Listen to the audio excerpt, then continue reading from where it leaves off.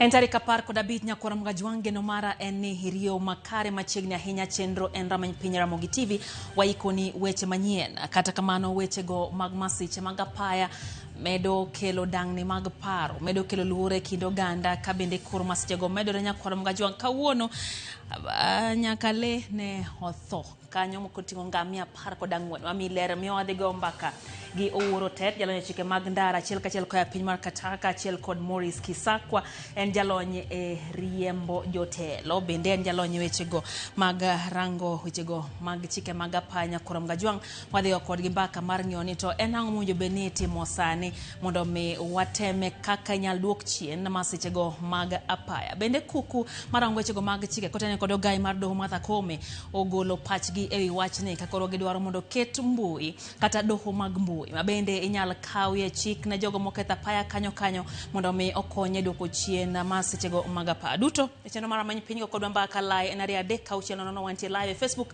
Ramogi TV ke imbui mar S kachiel gi Ramogi TV Kenya mbui mar YouTube magi thondweche. When we reached the scene, we found that already 10 were confirmed dead, 6 female and 4 male. Masira makoch marapaya manyotimore kodada but Chabera oyo ji 10 kowito ngimagi kama chielo motimore Nakuru unego ng'ata chiel. We pray for our country. Joten migepe opudha gulu mar dongruok mageto siling trilion 5 ne siro chenro mag dongruok e Thurka. Tunao wajaluo kutoka Ethiopia, kutoka Cameroon, kutoka South Sudan na maeneo mengine. Ere kaka wanyalo tayo jomatindo maka moro koseng'eyo ni to mage timo nikech ang'o. Nyasi mar piny Luo e kaunti ma Migori ochakore ayanga ka jiwo oganda mondo mi omak motegno kido kod timbe oganda Luo.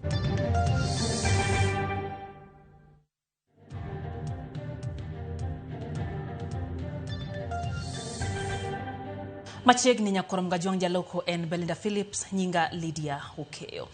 Anyuola mar ji 10 ma owito ngimagi e masira mar apaya motimore Chabera lit kod kuyo kwako chunygi e kinde ma anyuola machielo bende ywak bang' wito ng'atgi e masira manonywando bas mar Easy Coach kod lori moro ma ochungi apaya. Jafwambo mara Cynthia Onyango lero no ji mar 19 osewito ngimagi e masira mar apaya e thuolo mar ndalo 2 kende. Seche machuok kende bang' masira mar apaya lal kod ngima ji 8 e gwenge ma Ikirenyo e kaunti ma Nyamira otieno mangeso ma e chal mar kar kano ringre mar Achwonyo South e boma ma Oyugis okinyi mar wuok tich bang' masira machielo. En lit, kuyo kod penjo mathoth manenore e lenda wang' anyuola achiel ma wuok Rangenyo e kaunti ma Nyamira ma owito jogi 10 e safar achiel bang' nyamburko mane wuok e nyasi mar arus yo Kakamega tuomore rigiri kod loche moko e apaya maduong' ma Kisumu kochimo Kisii. Tuomruok manokelo tho mar ji 10 kanyo. There was a lorry, carrying cement towards Oyugis.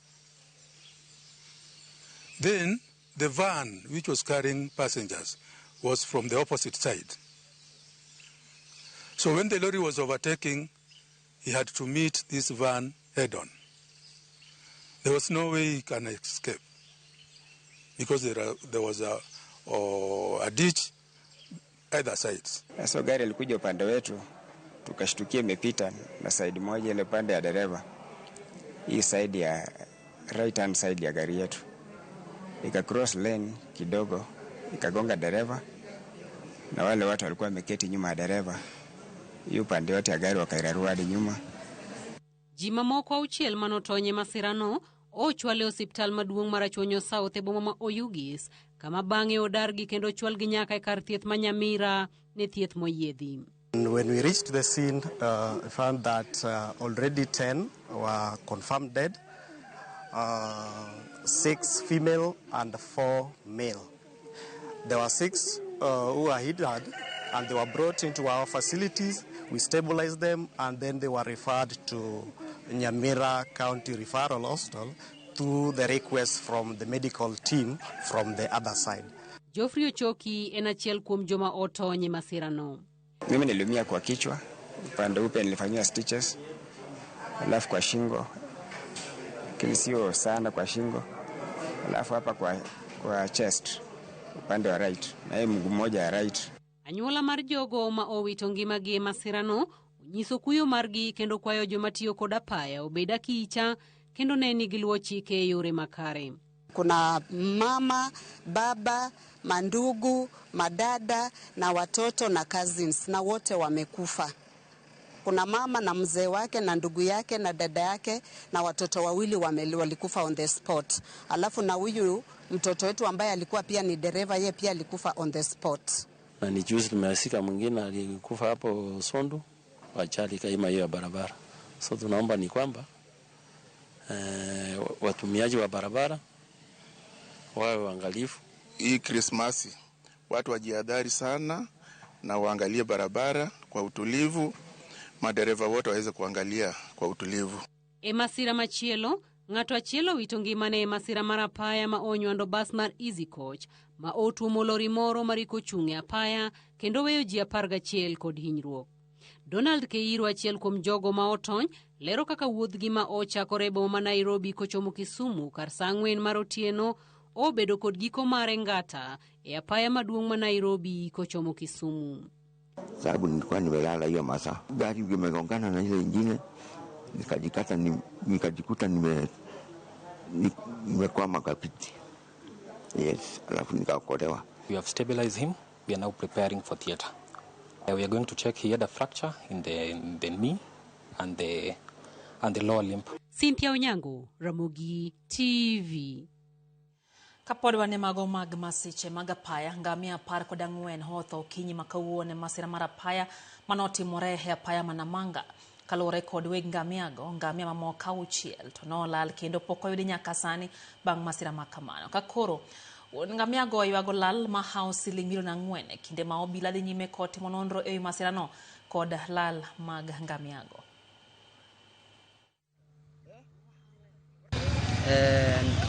Hii ndo mwenye hiyo ngamia ambayo alipata ajali last night hapo. So ngamia ilikufia hapo kwa karibu 20. Alikuwa 20, imepotea, imetoka kwa poma, imepotea Juni saa 10. Alafu wakafika hapo saa 3, saa 2:30 vitu kama hizo, wakafika kwa barabara, wakakutana kwa gari, wakagonga karibu, wakaumiza 14 ameua hapo kwa barabara. Si tujafurahia, lakini pole kwa wale wenye wamepoteza ngamia zao. Na kweli kuna watu wamefurahia leo pia, maana kama ilikuwa sherehe kwa bahati yao. Tulipata mshtuko kubwa sana. Gari ameua ngamia 14 mara moja.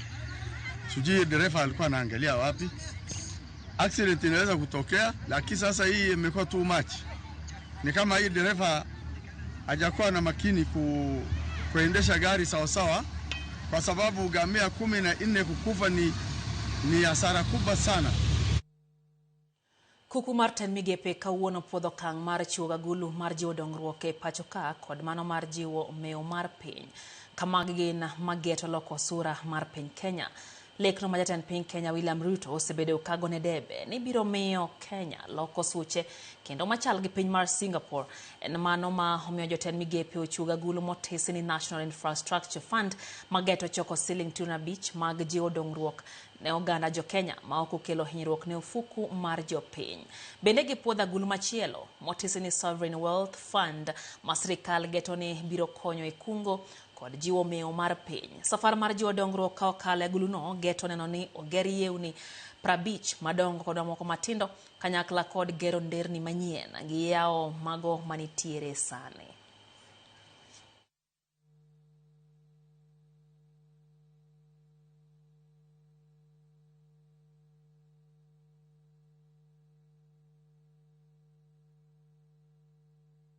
Mago mag somo ni duol matao penje pacho kane kochiwo siemne skunde magoyo chapa ripode mag kaka jopuonjre otimo ka gikoni mago gin miriambo kaluwore ni higani ok gichiwo atamalo mag duoko mag skunde kaluwore ni japuonjre ka japuonjre oyudo duoko e kit somo berie gi ma ok oberie. Lefa mar Judith Omondi nitiere kod ler. Ndalo matin bang' duoko mag penj mag KJSEA, Kendo skunde kod jonyuol nyiso moro magin go e wi duoko go. Duol ma ochung' ne penji e pacho kanek ogolo siem ne skunde manyaka sani osegolo ripode manyiso kaka gitimo e penj go, ahinya to go kwano e atamalo mag kit somo ka kit somo kendo ketore rang'iny kigin.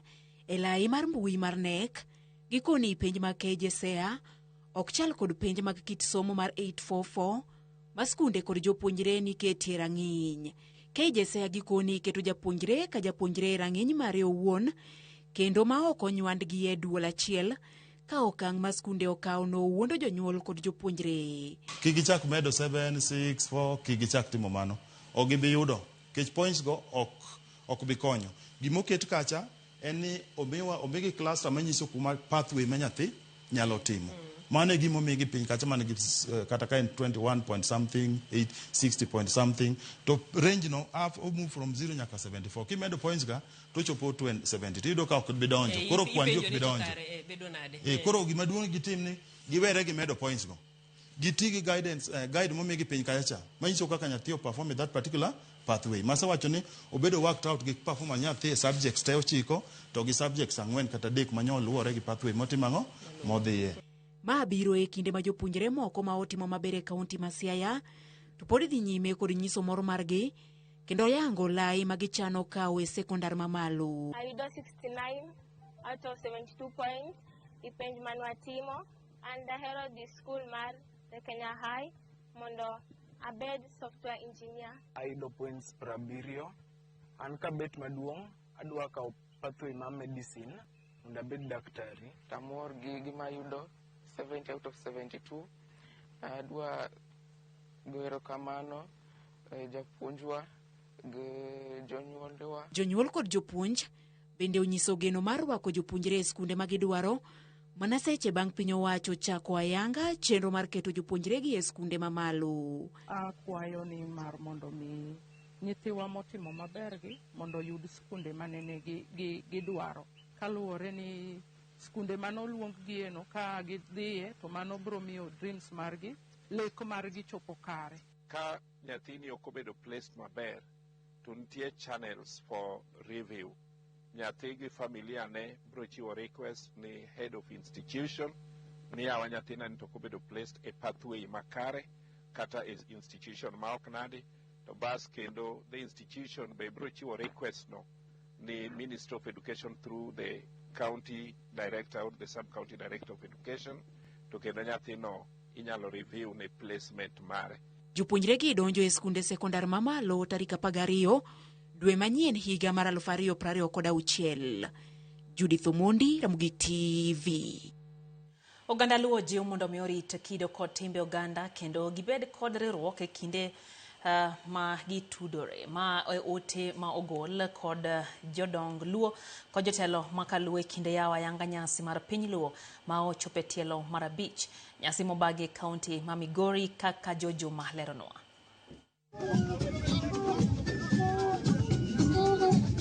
Nyasi mar piny luo mochope tielo mar 5 ochakore yanga e kaunti ma Migori ka bende odhi nyime kuom ndalo adek. Nyasi ni mabende okelo oganda luo mawuok e pinje mopogore opogore ma oting'o piny Kenya, Tanzania, Uganda kaachiel kod Ethiopia, kama bende giporo weche ma otende kod oganda luo kod timbegi ne oyaw ayanga kod ogaino mar ODM Oburu Oginga mane oten kod jotelo mamoko mag siasa ma oting'o jakom mar ODM Gladys Wanga, gavana ma Migori Ocheliako kaachiel kod gavana ma Siaya James Orengo. You cannot be an independent nation if you are culturally colonized. Because the colonialists, when they came to Kenya, they started cultural colonization by making you believe that their language, English, is the best and that your language is inferior. And we must teach our children to learn that their language is not inferior. We look forward to living better. That will contribute to community building. It will contribute to national building. Jotelo gi mag siasa ne ojiwo oganda luo mondo koro mak ma otegno kitgi kaachiel kod timbegi kendo gisiki e riwruok. Kitwa gi timbewa, and to pass this on from the generations that have gone ahead to the generations that are coming up. So this is an intergenerational dialogue and we are proud Luos. Jodong luo wacho ni kawo kalo kuom nyasi mar piny luo oganda Luo osego okang' e rito kitgi kod timbegi, ka bende nyasini osemedo riwo oganda Luo e piny Kenya mangima kaachiel kod pinje mamoko. Mondo wa rediscover kata wafweny mamoko ma bedo kadwa lal mar kitwa gi timbewa, mondo wayud ni to ngima masani ere kaka wanyalo tayo jomatindo ma kamoro ok oseng'eyo ni to magi timo nikech ang'o. E kinde ma nyasi dhi nyime, penjo maduong' en ni to oganda Luo oluw mana kitgi kod timbegi koso bende girwaki lokruok ma ikelo kod sayans kata tudruok ma bende osebedo e kind ogendni e piny mangima ma idendo kod dho ngere kaka culturation. Ok en wacho ni wadwa dok kaka ne wantie ga, to en ng'iyo nang'o mane watimo kaka jaluo ndalo machon cha ma bang' higni modhuro koro ok nyal timre, to ere kaka aidha waweye chuth or waloke matin or waloke chutho. Ngiri Adam Solo wach ni oganda nyaka koro ng'i gima oganda kitgi kod timbegi wacho kaachiel kod ng'iyo gik ma sayans wacho kendo gikaw okang' mariek. Omiyo kata ndalo machon go nitie gima niluongo ni common taboo, ta nitie moko mitieko mana e dala ni kanyo. Koro balance no pod nitie kata sani. Omiyo nitie gima ng'ato bro wacho ni mae to eri kero wacho, but an awuon kang'iyo yuto na ok nyal rito nyithindo ochiko. Wach ma kama osir kod jalup chancellor Marongo Ngire Samuel Gudo ma bende wacho ni kata lokruok nitiere e kit oganda ma ikelo kod sayans kod tudruok ma osebedo e kind ogendni e piny mangima. Ber ka oganda Luo bende dhi nyime kod rito kitgi kod timbegi. There is no contradiction. The culture which the Luo nation is holding today is meant to define the Luo as a people, the way they think, the way they can define their development, and the way they can interact with the other cultures. Nyasi ma pinyo bende nyaka sani koro chakro chieng' mokwongo biro dhi nyime nyaka chieng' tich adek mar jumane, kama igeno ni oganda mopogore opogore mawuok e pinje mopogore opogore oganda mag Luo biro chopo mag twak e yore mopogore opogore to ahinya weche mag kit oganda Luo kod timbegi. Ka bende giko mar nyasi ni ma bende biro bedo tich adek ma tarik 10 kod 7 mar dwende, igeno ni jatend welo mopogore opogore moting'o jatend piny Kenya William Ruto koro biro mol e kaunti ma Migori, kama bende koro biro timo limbe kaachiel koriwore kod oganda Luo e nyasi machal kod mae. George Juma, Ramogi TV, Migori. Kora mgaji wang George Juma bro medo ketunwa wang'e nyasi no mar piny Luo madhi mbele nyaka ko wacho tich adek kaunti no ma Migori. Noja kogelo this nyisa kanyo ne en tiere kogelo pap Oriang twist weche gichopo ne yo makare, wacho ni sani en e piny Luo kendo nyasi no dhi maber ahinya gimor kaka ne chenro odhi. Rosie Rose wacho ni entie Nairobi la Kisama, wacho ni masira mag apayo dwa bedo mang'eny wala muru ne pinywa kinde nyasi mag nyuol ruodhwa ne masiche gi dwa bedi mathoth ahinya. Baba Twins Maronjinyo wacho kanyo ni entiere Kisumu Europe, openjo ni rango ma sirikal nyalo timo mondo mi ogeng' tho ma thoro bedo e konde kata e kinde mag nyasi mag Christmas. Dibed ni traffic police oninde tijgi koso nang'o. Wacho kanyo ka en poch gi pak ne opio wandaye kuom ni stima obedo mongirore e thur kae. Bina eno kanyo ote mar Dan Odiero kantie Minya School kama Gambo wacho ni otio mosa nyana jogo moito jogegi kendo nyasach kwe omigi kwe ma piny ok nyal chiwo.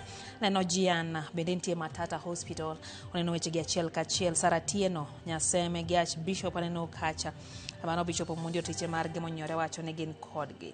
Neno bende ote kanyo mar Herika Woche wacho ni entiere kodwa Cabwatch kaeto wacho kanyo ni gimora ahinya gi Ramogi TV gi min Nadoyo kod japuonj Abich Bando gineno weche geyo makare. John Waweru mantie Sindo woro mana wach mar wacho ni meli wuok Kisumu kadhi Uganda, meli nego jolupo seche magotieno. En wach mabende otudre kod masiche mag nam Nyakwaro Mgajwang' oyo matin ma en rameny piny kikidhi abora singo ni twak kachanya kotendre kod weche go mag masiche mag apaya wadhingo bagi wendwa bang' weche manyien kata kamano pod ogi mathoth kete mana ka ma en rameny piny.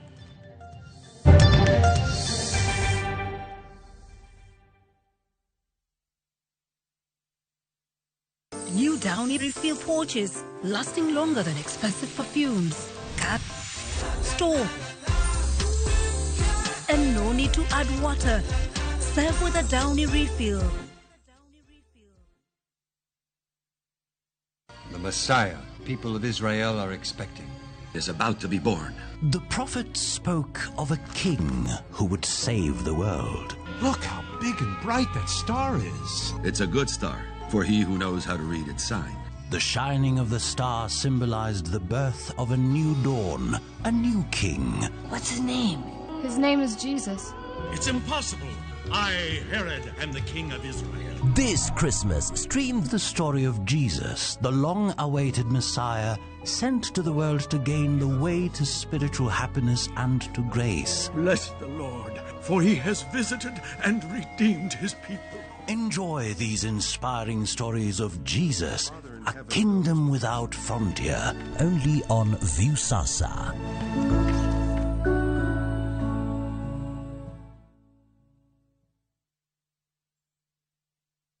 As an MC, I need to walk the talk.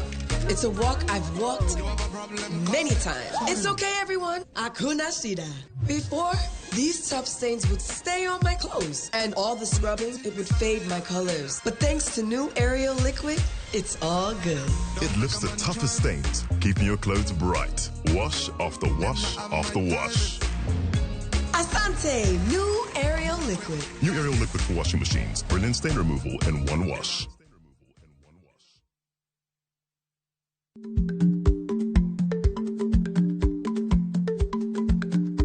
Ich lach nonego okal tako. Ma tiende ni bedo gi miluma mar yako mang'eny nyalo kelo rach.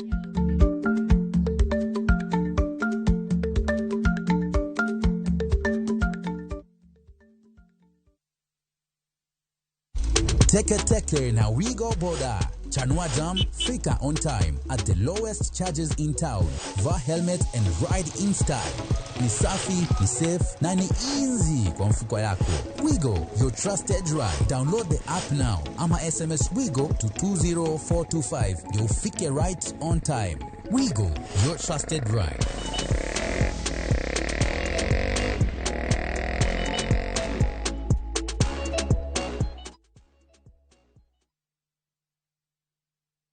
Are you a Kenya government civil servant na uko na emergency?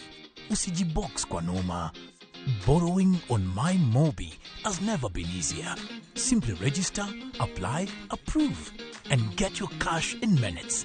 Dial *531# and get up to 20,000 shillings to sort your emergency and pay from your next payslip. No paperwork, no drama. Ni wewe tu na simu yako. With MyMobi, now you're in control.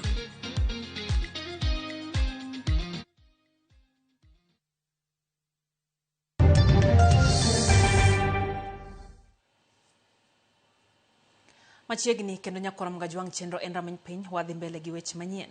Chenro mar kaw pande kaachiel gi ndikruok kaka jogombulu pod dhi nyime pacho ka gwenge makaluo. Chenro ma kama itayo gi riwruok mar Transition Youth Initiative komakre gi bad migepe mag sirikal.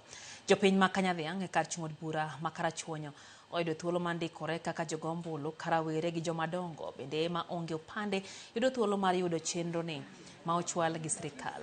Jagoro mungere migawo mar Dr. Raymond Omolo notelo ne chenro makama bende nyoro e kaunti ya Migori kakwayo pod ichwalo ne jogo ma pod onge gi opande mondo chop e kuonde ma ndikruokie mondo gin bende giyud chenro ni nono ma onge gi chudo moramora.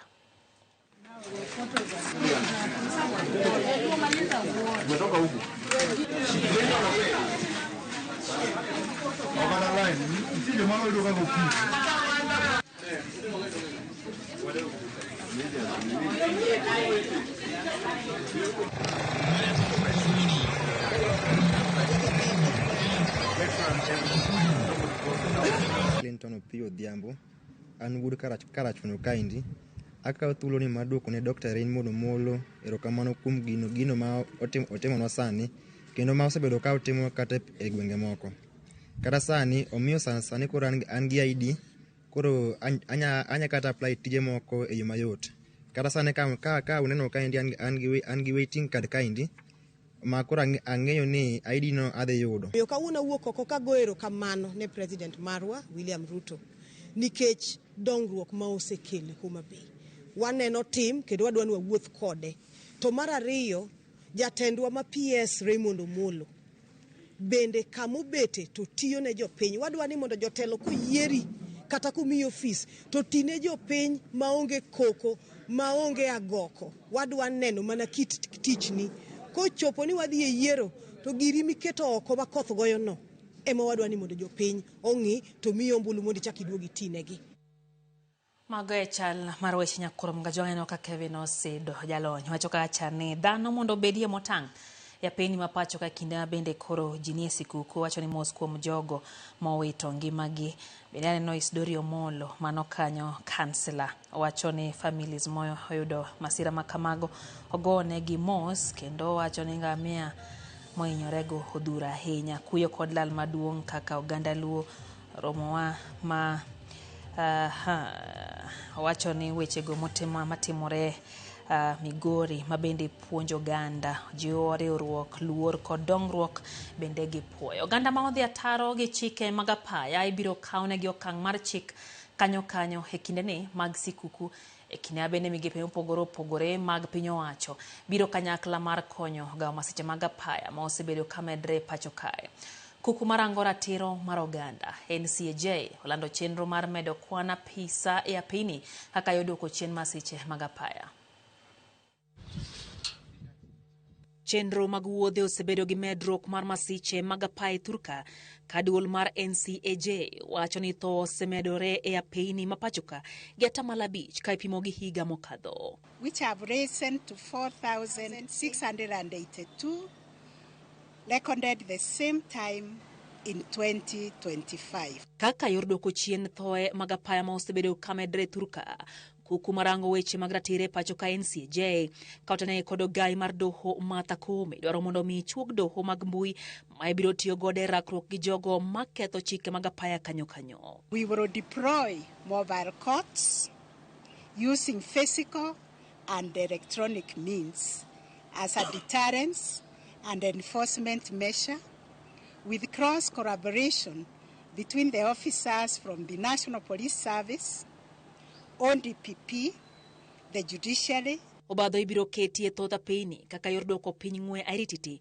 mathoro kelo masiche go kabende ponono ne joriemb apiko gi nyamburko ma ibiro yude gi ketho ibiro migi thuolo mar dwoko penjo e nyim doho ka bende ibiro migi thuolo mar bedo kod kindegi mar yalo buchego e yor mbui. Those who will require legal representation will be accorded an opportunity and encouraged to reach out to their advocates within a reasonable time. Jogo matiyo gi apini e pachoka nyalo goyo namba 999 kata 911 kata 112 mar chwalo ripode mag jogo marocho chike mag apaya koreo koda ka joriembo momer mibadhi matimore e apini kod jogo mariembo ataro gi chike. I think no driver should be on the road for more than 8 hours without a stop. We want to urge Kenyans not to pay any bribe whenever they are arrested for violating traffic laws and regulations.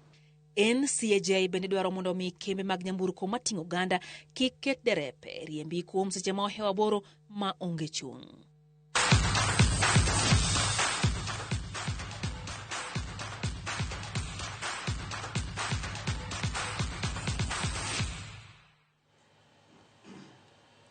Mago mag tuke joloch nyadi 21 e tuke adhula lig maduong' e pacho ka Gor Mahia oketo kokgi e orak gi kambi rangi mar Kansai Plascon Kenya e nyasi mano obagi e boma ma Nairobi. Oragno mar higa achiel omiyo Gor Mahia omenda maromo $5 ka nyingo kambino mar rangi biro bedo e law kogalo ma jotugo rwako kinde mag tuke mag adhula. Kano wuok gi jofwambo, patron mar Gor Mahia Eliud Owalo olero ni winjruok ma kamagi biro bedo mathoth ka geno bende nitiere ni klab mar Gor ibiro loki mondo ket kaka kambi gino makoro biro miyo klab no thuolo mar yo omenda kendo loke obed klab manyalo bedo gi omenda moromo. Winjruok e ogirimiti ma kawuono biro bedo nyaka season ni rum. Had a chat with him way before, about a year and a half, 2 years before we thought this even possible. It's our pleasure this morning to unveil this partnership between Gor Mahia Football Club and Plascon It's a partnership that is mutually beneficial to both parties. As you are aware, all private sector concerns pursue to market their products as much as possible. And to do this, they need to get into a strategic alignment with strong brands. Gor Mahia is a strong brand. You are aware Gor Mahia has been in existence since 1968.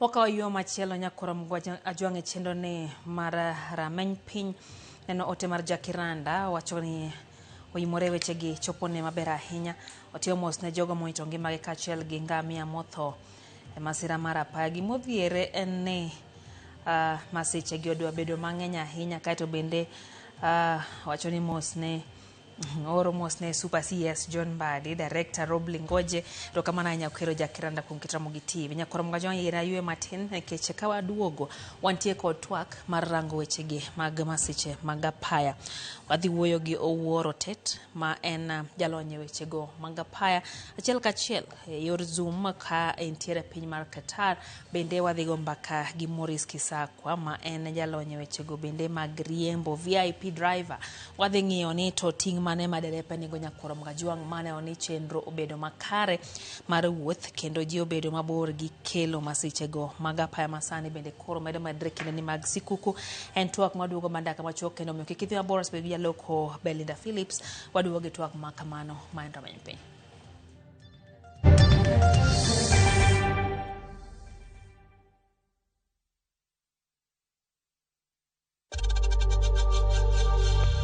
We know times are tough, so save money by buying airtime from M-Pesa to any network with zero transaction fees. Dial *487*2# and get your airtime PAP with zero transaction costs.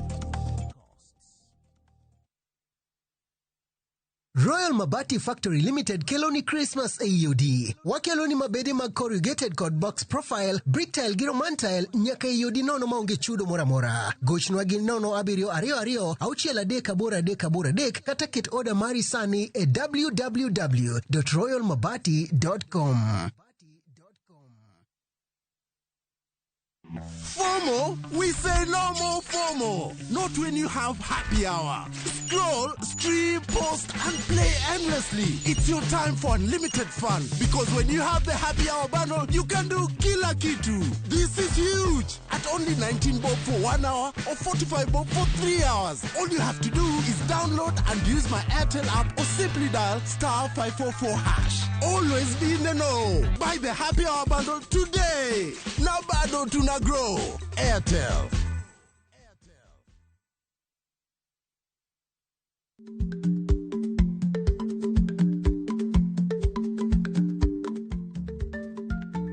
Timni e nyingi, matiende ni gima itimo ema biro loso nyingi, ka timni rach to nyingi ema kethore.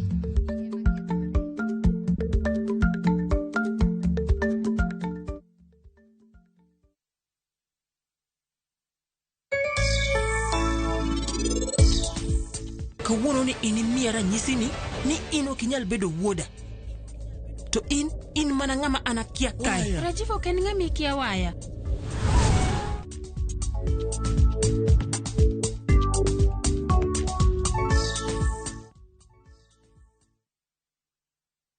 My dog, G-Dog, I got you, man. I know you're trying to hit me up, right? But the thing is, right, I'm kind of busy at the moment. You know what I mean? Just hold your horses for a minute. Once I'm done with what I'm doing, I'm definitely going to hit you up. You know what I mean? So what you do, take a chill pill, get some fresh air, relieve your lungs, and just hold back for a minute, man. I will hit you up as soon as I'm good, all right? I will answer your call and hit you back as soon as possible. So take a chill pill and relax, my G. I got you. Chill for a dog. Dial *811*500# to get Take a Chill Pill as your skiza tune.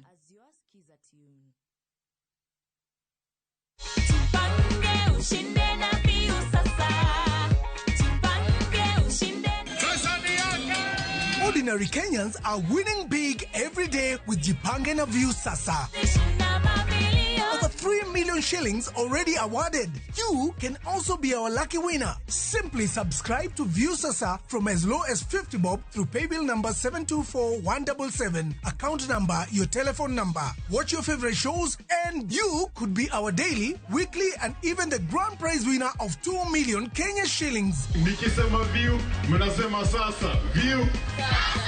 The more you subscribe and watch, the more your chances of winning. Simply subscribe to View Sasa through paybill number 724177, account number, your telephone number. Chipange na View Sasa. Subscribe, watch and get rewarded. Ukijipanga na View Sasa.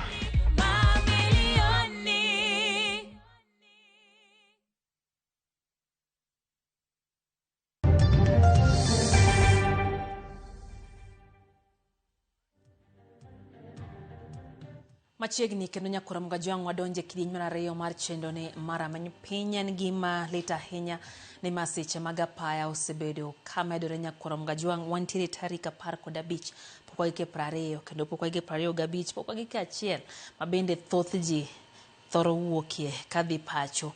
Miyo en gino ma bende koro osekelo dang'ni mar paro kendo osenyuolo paro mopogore opogore ka bende sirikal bende temo keto gi kanyakla mar yudo yore mag duoko piny wechego mag masiche mag apaya. Antiere studio kae gi Morris Kisakwa ma en jalo mosebedo ka riembo jogo mideo derepe.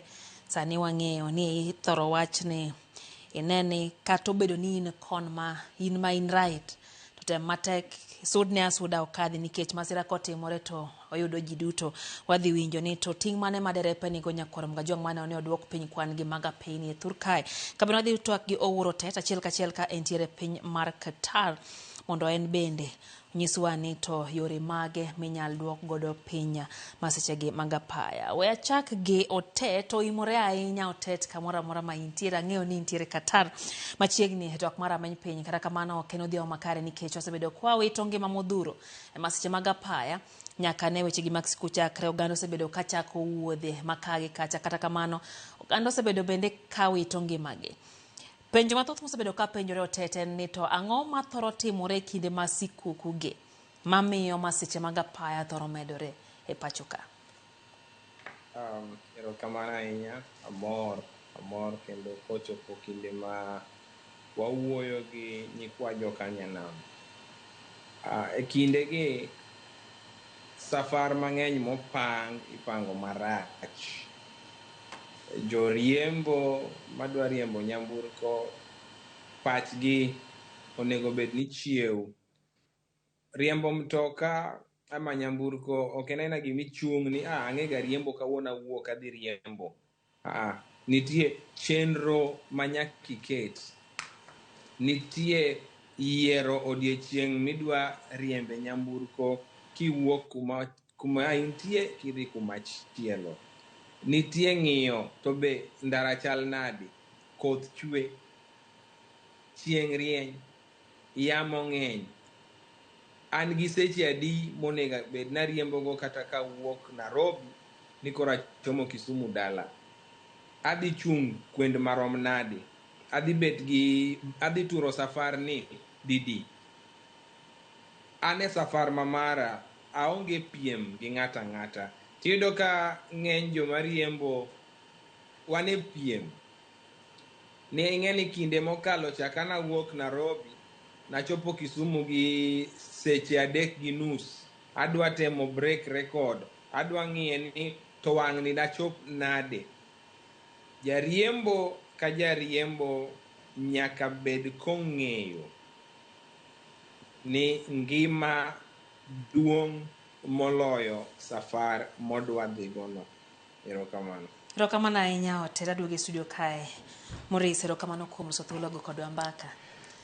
Kane wawuoyo kodi e bathe kacha to iwacho ni nyoro ne in e safar moya Nakuru kabiro Nairobi tiromo gi masiche 8. Morris, ang'o matimore apeyni? Erokamano Madam Lydia. An Morris Kisakwa kaka isewachono.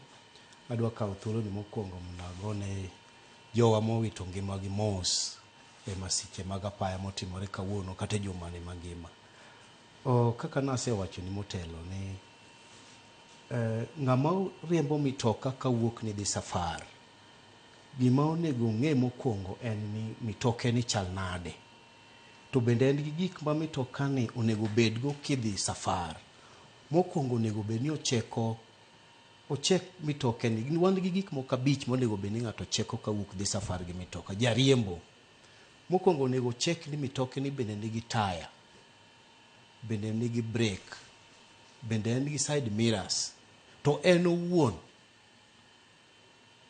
bende ongima ne riembo. Mane gima duong' mokwongo bed ni driver kwong ng'iyo kodwa chako safar mare. Mar ariyo,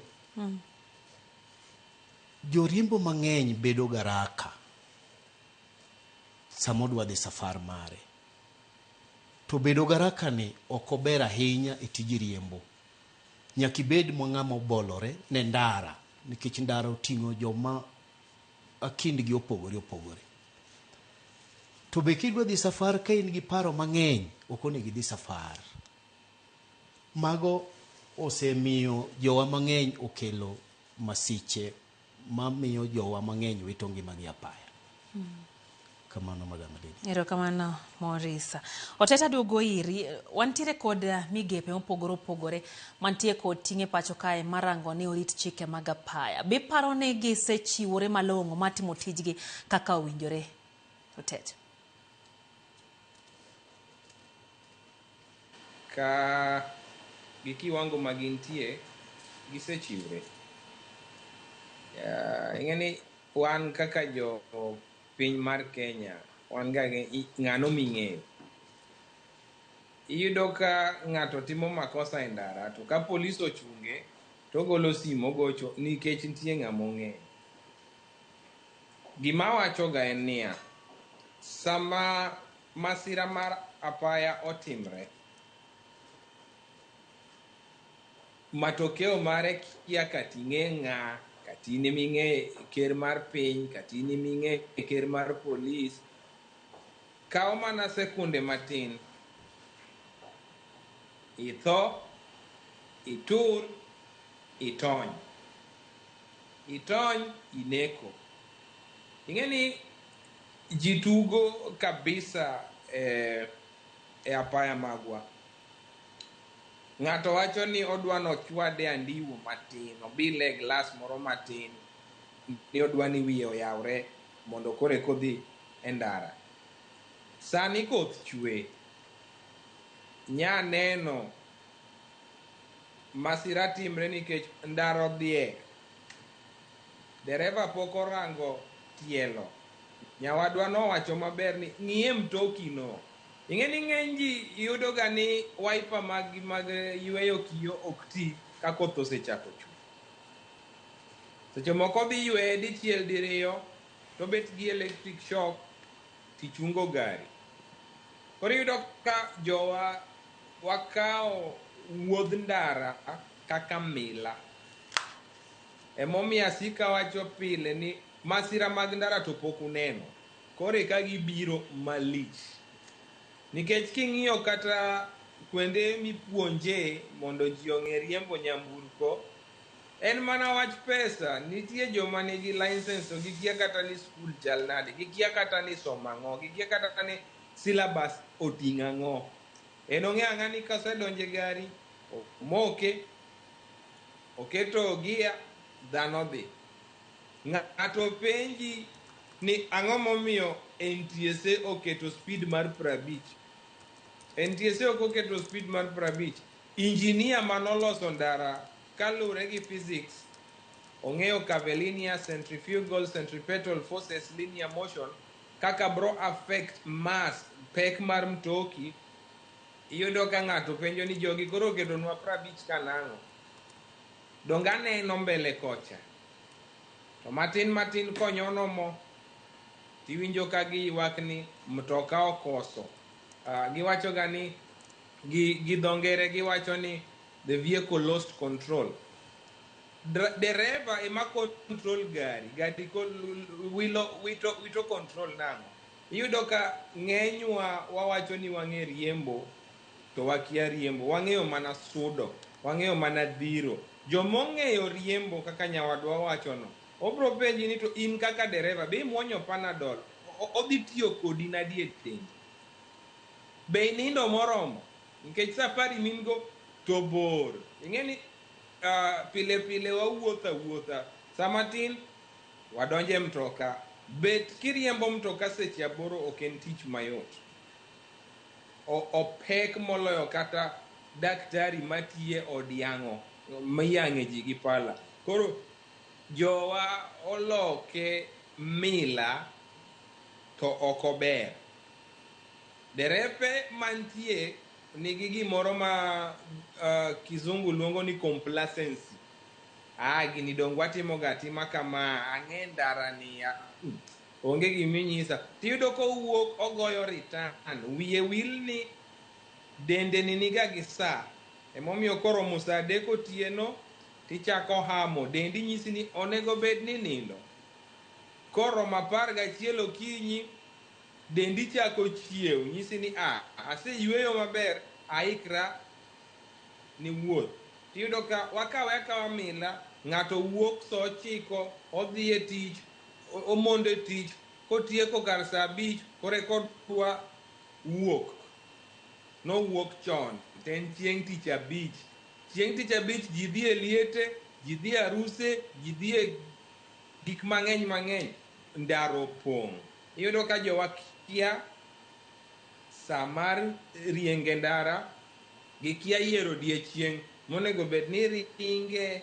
An kantie Kenya, chieng' tich abich dak yuda e ndara, nakora wuok nadhi Kisumu ama nabiro Nairobi. An awuok chieng' wuok tich, chieng' tich 2, chieng' tich 3 taloro. Erokamano. Erokamano te, taduogo iri kae Morris. Winjo kote to wacho ni nitiere jok makao simu to goyo. Nyiso ni ing'e ng'a kae tiwe idhi. Derepe be nitie moko makata ne wacho ni del nitie kod saa, nitie saa monyisi ni koro taseol, ichako amo, wang'i chako lorore, mi signal ni koro to ber kiyueyo. Nitiere fuok moro kae, iseyo gweno koso iseyo gwang'. Sama ang' polisi osebiro idwa maki, kadho chike mag apaya, to ka to nitie ng'ama ing'eyo. Polis bende ang' wacho ni kare wawe idhi, to nitie gimibane kanyo. Bedo nade ka? Madam Lydia, kaduoki kanyo, nitiere sana drepe mag VIP, ng'enygi ok luw chike mag apaya, mana diere mantie, kaluwore gi chenro mag tich. To sama ang' polis osemaki, to nego bed ni mano itieko kendi, ok ichak iriw gi jatelo. Ka in gi jatelo maber, to ok onego bed ni simu mogone ni timo makosa e ndara, onego bed ni enemo omiyo polis chik ni mondo kumi, mondo mi kony gi makiny nyalo kethre kiny. Omiyo sana as a driver onego bed ni in iritori iwuon mondo irit chike mag apaya manopuonji, ma ok ng'ato ibed ni ng'ato nitiere ng'ama okumbani manyalo geng'oni. Kech sama ang' iluwo wrong side tiyudo accident, in emihinyori, ok jatembi mane ibiro konyi cha. So omiyo korka riembo en odwaro discipline mamalo.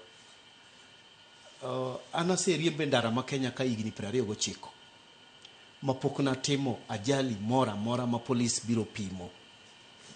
To mano luwore nikech discipline mana yiero ni mae tija madwa tiyo, tadwa natiye gi mor duto te.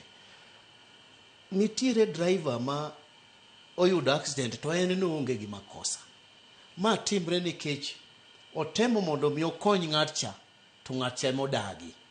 Emomiyo ipuonjowa ni ka in e barabara, to in kendi in monego bed ni akindi ler moloyo jogi duto te ma in gi ndara ka. So e ndara ka nitie distance ma sirikal oketo, jo NTSA oketo ni onego bed ni luwo bang' mitoka moro e distance maromo kama, en ga 70 meters. Tiyudo ka ng'ato oketo mitoka moro ewi moro, ma kamoro ma mbele cha namba 10 kogo break, to geche 8 gi te tuomre. To mano timre nikech ok iweyo nafas ma koponi gari cha onyono break, to in gi nafas mar konyo kik ichopie macha. Omiyo an akwayo ni kapo ni ber to sirikal odog e drawing board mar puonjo drivers kata terogi e course bang' dweche higa 2 kata higa 3 mondo mi iluongo ni refresher course mondo mi ajali mang'eny owek timre nikech en mana ok en wich wil ena ni tiegruok malong'o ema drepe mang'eny pod ok oyudo kaka nyoro kawuono wawito dhano mang'eny Homa Bay to machanet ere kaka dang' itumri gi ng'ato Edon onego bed ni kidwa overtake tim ng'iyo kwanza mbele ni bende mitoki nigi speed moro mikalo mane idwa kalo koro ka idonje mbele ne to ka speed ma in go ineno ka tin onge kaka inyalo donje mbele nyaka ang' utumru gi macha omiyo apaya ka odwaro respect mamalo ne in iwuon ng'ama riembo nikech gari kane siwuok ni gachi ber to in discipline onge kaka inyalo yudo ajali ka in e barabara samoro koth chwe ka koth oyudi e ndara to wiper mari rach donja the next petrol station ywe kanyo nyakang' koth rum koro kichak kendo to kaka nyawado wacho ni jowa ni garaka e ndara kibedo garaka to kinyal chopo ndara odwaro ni ing'iyo ni iwuok ka idhi Kisumu to nego idhi gi seche adi kane onego bed ni Kisumu idhi seche 6 medari ewi obed 8 talafu iwuog chon moloyo haraka omiyo drepewa ma tiyoga paya sana wach ni matatu kata bas matatu oting'o dhano 14 tiyudo ka dhano mane iye ka 19 chieng' moro awuok Rongo kadhi Kisumu aidho matatu ni onego bed ni wabedo ji 14 to ji ni ka 21 to wachopo e road block to polisi bende cheko ng'iya to be owewa wadhi koro sirikal onego bed mar ng'iyo jopiny gari oting'o ji 19 to kochopo kacha to yudo accident jokotho te to kalo police road block koro ipenje to polisi gi ne gicheko ang'o onego bed ni polisi gi emikawo negi atua mokwongo ma okalo to yudo accident next omiyo kanyo to nyaw nitiere kuom police traffic mana dieri mantie so ka gari oyudo accident ikwongo ing'iyo ni gari ni bende no ber gari yudo ka ne ber abera to being ni ne iriembe e ng'wech mamalo to ji boting'o mang'eny nyaka ang' wait no ing jariembo ma ji yudo ajali omiyo sirikal onego kaw joriembo migi e nengo moro mamalo e tiegruok moro mamalo mondo mi wakonya apaya masiche matimore apaya wa ma Kenya Odeta achiel kuom paro migolo kae gi Morris en ni mondo kaw okang' ne obila be paro ni piny Kenya wasegi kaminya kaw okang' ne obila mar apaya anyamago ma samoro weyo ranyisi en nyamburko mane giidho ting'o ji 14 to gin ji 21 obila ng'iyo gi kaeto samo yudo kidiyo gimoro e lwetgi kaka gikadho ka gik mbele to giyudo masira mar apaya be pani obila ma Kenya kae wantiere e okang' inya kaw negi okang' mar chik ang' noduoga watudre gi Hotet daka machuok kende waduogi iri kae Morris iwacho ni nitiere seche ma jariembo ong'iyore to yudo ka ok owinj maber to be paro ni Kenya kae sana jok yudo ka sani wantiere sikindi ma oganda wuok kendo dhi e wuodhe mang'eny chwado squads mang'eny nyaka ng'ama ne pok odhi kaluo oidho gari odwa tero ji kogika Kiambu kacha to penjo ni ere yo madhi Homa Bay be paro ni wasegik kama derepe wege kata kembe mag nyamburko nyalo wacho ni adieri magi ma pok wamiyogi tiegruok mar riembo kilomita modhuro mantie mbele ne mwadwa ketene koso sani koro pesa emo gando keto mbele. Madam Lydia, aparo ni the late CS Michuki nokelo chike mag apaya To chik mokwongo manokelo aparo ni nitiere SACCOs mag mitoka. Onge mitoka manyalo ringo mating'o jowuoth ma ok okale SACCO moro amora. To chairman mar SACCO onego bed ni ng'iyo ni en gi drepe adi. Gari madwa dhi safar Kisumu ni bende en gi driver moromo chope kucho gi jowuoth. To ka driver moro complain to onego bed ni oketogi gibedo drepe 2. In kichopo Nakuru wene nyawadu mondo ochop wuoth, nikech ong'iyo ni SACCO mare nyaka los mondo bed gi nying maber kaka Easy Coach, Guardian, Ena Coach, nyaka gibed gi drepe moromo e season mar Christmas kama mondo mi jowuoth ochop safe. Kwa ng'iyo Easy Coach nyoyudo ajali nyocha, pok wayudo nonro maber ni ang'o manokelo ajali. To bende sirikal dhi nono ni ne nitie drepe 2 manonego wilre. Mano ok apar ka sirikal noseng'iyo mowacho ne jopiny ni gari ni notimo ajali, ne en gi drepe moromo, driver ne ngima, kwang'eyo gimomiyo timo ajali. So omiyo SACCOs onego bed ni bedo gi drepe moromo. Ok onego bed ni driver riembo mitoka aka nyaka Kisumu kendo go return. Ok oyot ahinya. Ok oyot ne driver ma dhano kaka an.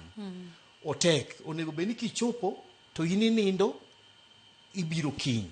Ngama chiele maduogo gi gari. Kata gari bero ok onego bed ni duogo. Emo awinjo ka Chief Justice owacho ni onego bed ni driver riembo seche 8 kende.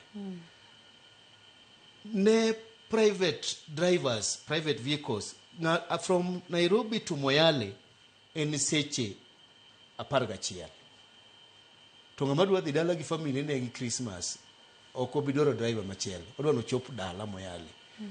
So onego bed ni kochop en omiyore discipline kende wuon kochopo Marsabit to yweyo kata 2 hours koro kochako ng'wech kendo. So omiyo driver mora mora wek chunori gi tich ming'eni dhi ketho ngimani. Nyaka in iwuon ineni i report to the office ni ok awinj ka anyalo chopo gari ni. Miya driver machielo Nakuru tanya chopo but Kisumu ok anya chopo. Kigolo kwayo machalo kamano to kapar ni nitie SACCO manyalo tamore machuni ni dhi safar mondo mi kony ngima jowuoth maiting'o. Aparo ni mano koro ting' bende nitie kuom SACCOs. Ting' nitie kuom SACCOs mag geche mating'o jowuoth. Nyaka gibed motang' kata ging'e ni jowuoth bende gi cheko ni jowuoth magiting'o gi chopo kare. To ere yo madang' gichopo kare? We waket drepe 2 manyalo chopo gi kare. Erokamano madam. Otet kapok nobedo kod ng'ikruok matin kanyo ne apenji ni to king'iyo sani e pacho ka bende obila ma Kenya inyal kawo ne okang' mar chik kotenre kod kepo mar asoya. Kuom ranyisi Nyamburko unjo be inting'o ji 14, iting'o ji 21 kata sudo matin to yuda masira nikech olok lwedo nitiere gimoro mane omiyo obila kacha mondo mi gikadhi. Biparo ni wasegi kama inyal kaw ne obila okang' mar chik achieng' mane ne giluwo chikego mag apaya. Otet. Kae to bende kae duoko penjo no duokani to in kaka Otet komi thuolo kawuono. En ang'o gimoro adi achiel, gimoro mane achiel minyalo timo mar duoko piny thoe mag apaya anyate kinde gi mag sikuku, gimoro achiel kende kiduoko penjo makamano. Erokamano ahinya. Penjo no mit, opek to be oyot. Ka ne pinywa mar Kenya to akete ler ni pok wachopo e kinde ma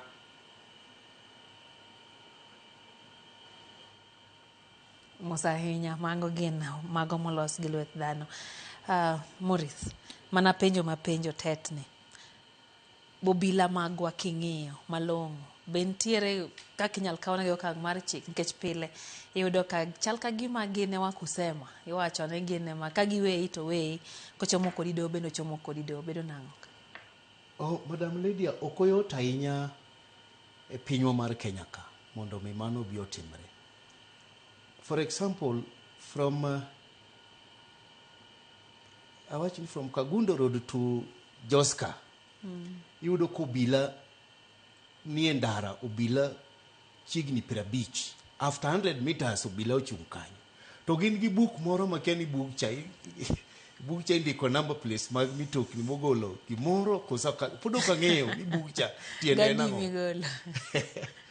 Omiyo mitbili iwacho ni in migolo ni in gi makosa, in michiwo ni in gi makosa. Jachiwo gi jakawo. To ka timre nikech weg nyamburko, kang itamori chiwo siling 100 tidhi golo siling 8,000 e police station, ere mayoti ni kaka jariembo. Inyalo poteza tich nikech 100 dak ni miye gimoro. So ma osekelo masiche malich ahinya mag apaya, wach mag mitbilie. So ok ang'eyo yo ma sirikal kata NTSA nyalo tiyogo mondo mi iwacho ni sirikal bade lach. Ang'o ma mondo sirikal kawo obila matiyo anti-corruption odonje bas mar isi coach achiel to ko jowuothi nyaka Kisumu mondo chop safe kata Mombasa. Sirikal nyalo timo mano, to en mana nyaw emoketi mondo mi emomineno ka thoye gi biro mang'eny. Nikech ka koro obila idhige court to dhi loyi nyaka ang' tweyi.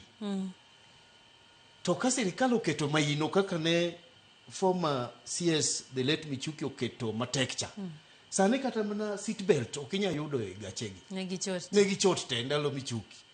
To manitie sani ang'o ma mon keto maino ne jopiny mondo mi o travel safe.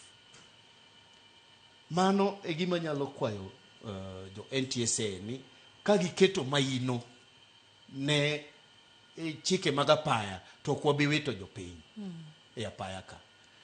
Inyalo yudo ka jowa mariembo apiko motorbikes osekelo ajali mathoth ahinya. Ok ang'eyo ni gidhi e skunde aina mage nikech aneno gi e ndara ka. Jariemb apiko en e chuny ndara. Koro apenjora ni to en odwaro ni overtake gi kanye. To en e chuny ndara ka to speed ma en go bende ahingo. To king'iyo ndara iyudo ka ndara gin lanes ariyo to nitie nafas moromo pikipiki no ringe. To en mana e chuny ndara ka. To lori be biro kocha, an be an e speed, asetemo kwaye no wene thuolo to tamon. Koro ang' na adhire matin mondo wuog e ndara. To iyudo ka ok giwuog ga e ndara ng'enyne. Ase witness ajali mag pikipiki. Ok ang'eyo ni gitamore e ndara nang'o. Onego bed ni puonjogi ni pikipiki tiende cha tin, kama onego lu bende tin. So onego bed ni gi give way. Aneno ga seche moko ka giyanyo ji gi lwetgi e ndara. Mano ok kony nikech ng'ama yanyo ni ok winj gimiwacho. Omiyo joriemb apiko bende nyaka bed gi discipline e ndara ka. Ni koneno ka gari moro luwe to weyo ne gari no nafas kano. Ndara mang'eyo ni nitie joriemb apiko ma kata nyalo from Thika to junction Isiolo iriembo apiko marach ahinya e chuny ndara ma kaka di overtake onge. The same gi ndara mawuok Narok kochiko Kisii. Ging'eny to ok giwuog e ndara. Koro magi miyo ajali medore ahinya. Omiyo akwayo jariemb apiko moro amora mawinjwa sani, temi weye ne gari maluwo bang'i nafas mondo mi okal. Nitie ki jariembo manigi hutu to ibuoke wacho ni awene ng'ani odonj mondi koro ka donj bang'e. To thuon moro nitiere ni an makura niga donj mokwongo. Mano ng'eny ne kila jani. Nikech jok matumore head on, moro biro to imbi biro. Kar mondi slow down mondi wene nafas, to in gi thuon moro ni ene mokoso na. Tae uduto te uyudo ka uwito ngimau. So ng'ato ka ng'ato mariembo nyaka ibed gi chuny mar weyo. Ka in gi chuny mar weyo ne ng'ato, eka kuri nyalo weyo ne ng'ato bende ndara mondo donji kata mondo kal. Mago nyalo punguza ajali matimore e thurwa ka. Erokamano. Oteto kang'eyo ni bende nyalo paro penjo mane wapenjo koso hanuoni go. Hii penjo mar ka wachopo kuma wanyalo kawe okang' ni polis makao pesa e ndara. Kaka piny pod wan chien kabisa.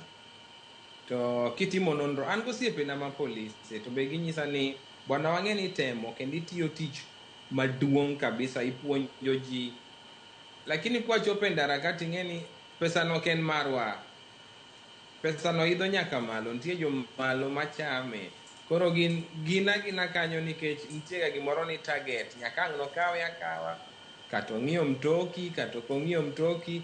Mano e adiera malit mantie, emomiyo winjo ka jatelo Morris owacho ni polis kawo akawa gini to be ok ong'i tielo, ok ong'i ni ji gin 19 mtoka, to bang' kinde matin mtokano yudo ajali nikech oting'o kilo mokalo.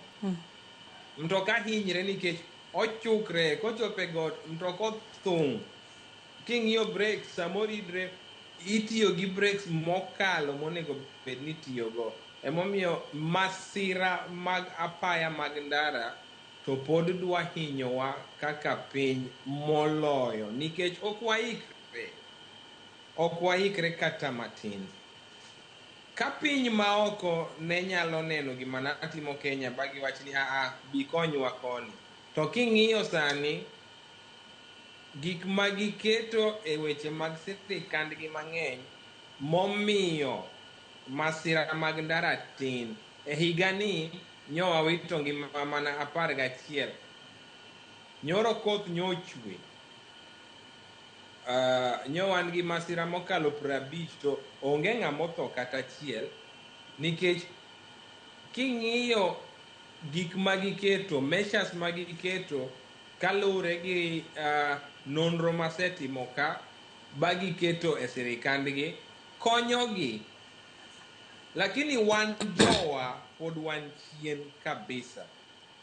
Iyudo ka nitie kijande 2 ma nyocha okel ni biro riembo bas ka, otamogi to giriembo kendo pinywa maber malich, lakini ka otamogi ma nyose duok gi dala, nikech kaendi yudo kata mana rusa mar riembo mtokano ok oyot. Gidhi matut, irango wang'i, iti be winjo wach maber, wang'i neno maber, pachi chal nadi e ndara. Be ing'e gimomiyo omi mtoka mondo iriemb?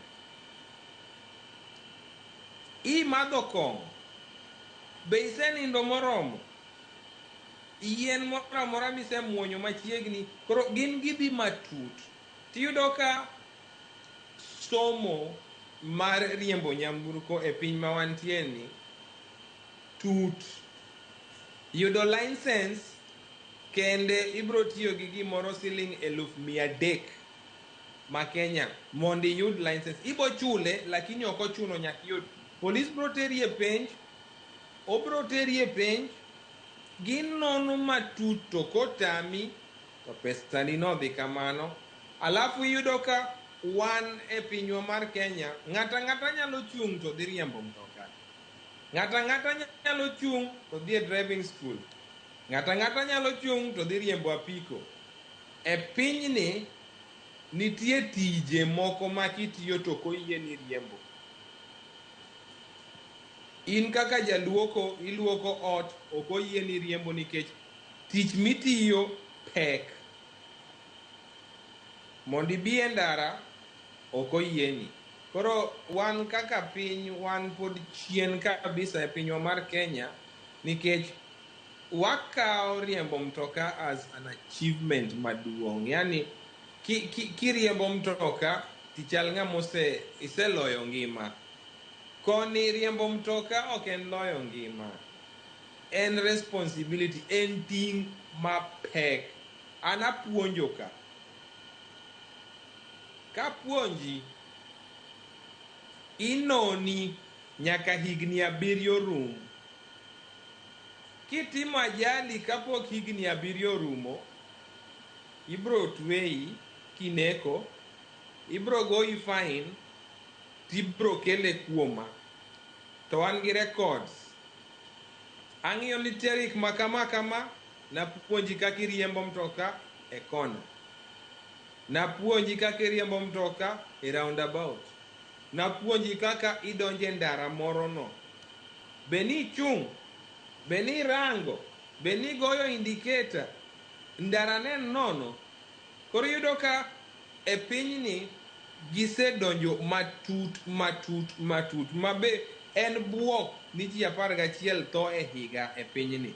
Lakini wan kochopo kuma wantie ajali achiel nyoki ng'iyo Chabera ji 10, e Kerenyo ji 8, king'iyo mana Mangano ng'ato nego nyaka ngamia. Bet malit. Penja achiel ni komiya thuolo, ang'o ma wanyalo timo mondo wares pinywa? Wawe chiwo driving license e yo mayot. Erokamano. Erokamano ahinya. Wawe chiwo driving license e yo mayot. Morris, puonj ma pacho ka chal ka gima thany. Biye gi wachno. Wayari urago owadwa mose wuoyo motelona ka en e piny mar Qatar. Awinjo kowacho ni ojapuonj malich ahinya mar puonjo joriembo. Gi e pinywa ma wantiere ne gi sani, adwa pogore kode matin. Chiwo license ok nyal duoko masiche mag apaya piny. Gima duong' ahinya en ni sirikal onego ket maino e chike mag apaya. Mano kende manyalo duoko masiche piny. Ginyalo duoke piny gi yo machalo kama.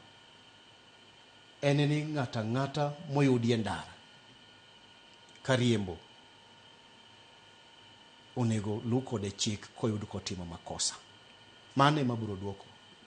Ok chiwo license. Inyalo puonji mitiegri maber mamiyi driving license, to ka ok iluwo chik to ok inyal riembo e paya maber mikony jopiny. Erokamano.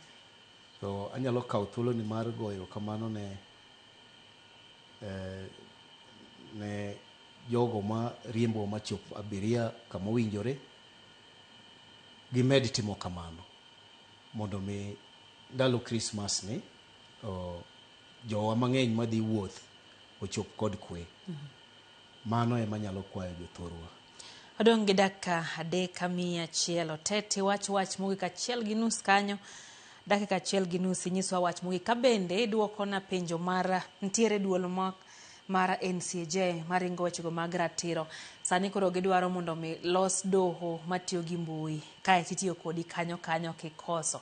Kata kiketho masiche, kiketho chike mag apaya. Biparo ni ma nyalo konyowa duoko chien masiche gi mag apaya. Kiduoko wachno bende miwa wachni mogik kwalero chenro.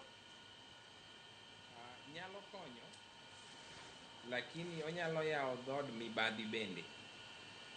Nikech wan kaka jo Kenya ok apar ka waikre e yore gi duto, nikech pod waketo genowa e mibadhi. Kuma wantiere ni okanirom go bila e ndara. Okanirom go. Itimo makosa, ibro mana yudo message kobiro e simbi. Ka miyi mtoka, message bro biro e simba, wuon mtoka ema yudo message. Wach manyalo wacho en niya, in janeno makawuono kibet e nyamburko iriembo, iwacho ni mtoka ni to onge watna. Bed king'eyo ni kokirito ngimagi, gibende nitie nyamburko magintiere, to jariembo bende wacho ni onge watne. Riemburu maber, ures ngima ji. Erokamano. Erokamano tet. Morris, wach mogik kwatoro. Wach mogik akwayo drepe duto ni sama gidwa chako riembo, gi make sure ni gibedo gi wiper e gari matiyo maber, gi check brakes mag mitoka gi check hand brakes, gi check mirrors ka betiyo te, gi check lights mondo gibed sober. Kik ng'ato riembo matoka ka omer. Mondo mi wachop jowa kama dhiye. Erokamano Madam Lydia. Erokamano Morris. Mano Morris Kisa kwa nyakwar Mgajwang ja lonyo wechego mag riembo jotelo kaeto bende Wuoro Tet ma en jalonyo wechego mag rango chikego mag apaya. Iwinjo kowacho ni kuno mabende otie ma en Qatar ok irom go bila e ndara kiani chal ni lonye mani mala ahinya. Geno marwa en ni chenro mar keto piny Kenya bede henga laima mbele machalo kaka piny mar Singapore be chieng' moro nwagi kono nyakwar Mgajwang. Warom kendo sadek chenro maroimore nyinga Lydia Hokeyo. Riti masani.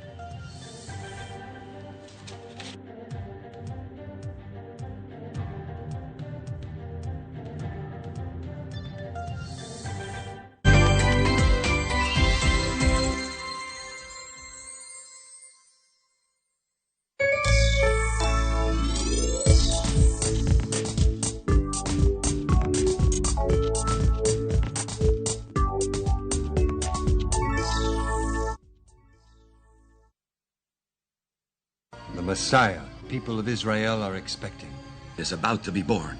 The prophet spoke of a king who would save the world. Look how big and bright that star is. It's a good star for he who knows how to read its sign.